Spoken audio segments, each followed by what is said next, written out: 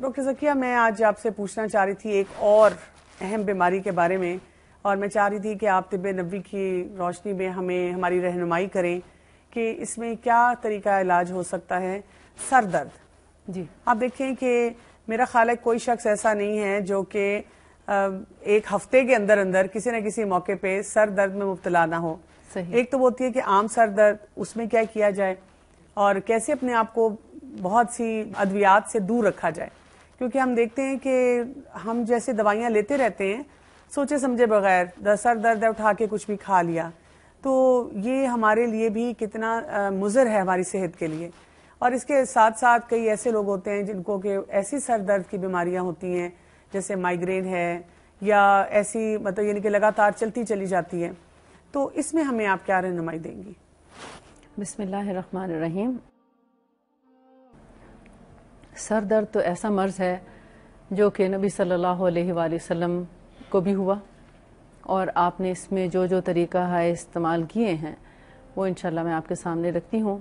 جیسے نبی صلی اللہ علیہ وآلہ وسلم کے ہیڈک کے دوران جیسے مکہ سے مدینہ پیدل سفر کرنا یا مدینہ سے پھر عمرے یا حج کے لیے آنا تو کوئی آسان کام نہیں تھا۔ اس وقت تو اونٹوں پہ اور پیدل سفر کیا کرتے تھے، آج کے دور کی طرح کوئی بلٹ ٹرینز یا گاڑیوں کا استعمال نہیں ہوتا تھا۔ بالکل صحیح بات ہے۔ تو ایسے میں دھوپ سر پہ ہوتی اور پیدل کوئی سایہ نہ ہوتا تھا اتنی تکلیف میں۔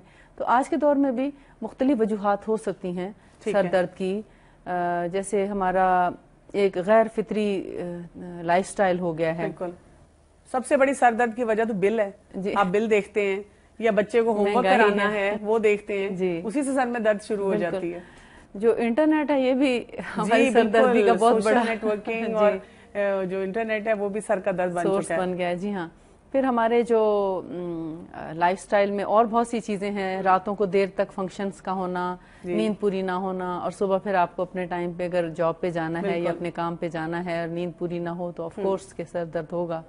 تو ایسی سب بیماریوں کے لیے سر درد ہو یا مائیگرین یا اس کے علاوہ جیسے پٹھوں کا درد اور کھچاؤ وغیرہ، کمر کا درد، بہت زیادہ دیر تک آفس میں بیٹھے رہنا ہے اور مسلسل بیٹھ کے کام کرنے سے بھی جو ہے وہ کمر کی بھی تکلیف ہو جاتی ہے۔ تو سر درد میں ایک بہت آسان سا علاج ہے کہ کلونجی کا جو تیل ہوتا ہے، بلیک سیڈ آئل، اس کو ناک کے اندر ڈالا جاتا ہے۔ ٹھیک ہے۔ اور ہے تو یہ بڑا ہی مشکل کام کیونکہ تھوڑا کڑوا لگتا ہے۔ اچھا۔ اور جب ناک میں جاتا ہے تو تھوڑا سا فیل ہوتا ہے کہ جیسے اچھا خاصا بادر کرتا ہے۔ ٹھیک ہے۔ لیکن جن کو سویر ہیڈک ہوتا ہے ان کے لیے وہ بادریشن کوئی معنی نہیں رکھتی، وہ ڈال لیتے ہیں، لیکن ہلکا پھلکا ہوگا تو آف کورس کہ کوئی نہیں بھی ڈالنا چاہے گا۔ جی، تو سر درد میں 10 قطرے کلونجی کا تیل بڑوں کے لیے، اچھا، اور 10 سال تک کے جیسے بچے ہیں یا 8 9 10 سال کے، ان کے ناک میں 5 قطرے کافی ہیں۔ ٹھیک ہے۔ دونوں نوسٹرلز میں 10 10 قطرے ڈالتے ہیں۔ اسی طرح لٹانے کے بعد ناک ذرا اونچی پوزیشن میں کریں، اس میں 10 قطرے ڈالیں، 10 ادھر ڈالیں اور تھوڑا سا نوسٹر پریس کریں تاکہ وہ حلق میں اتر آئے۔ ٹھیک ہے۔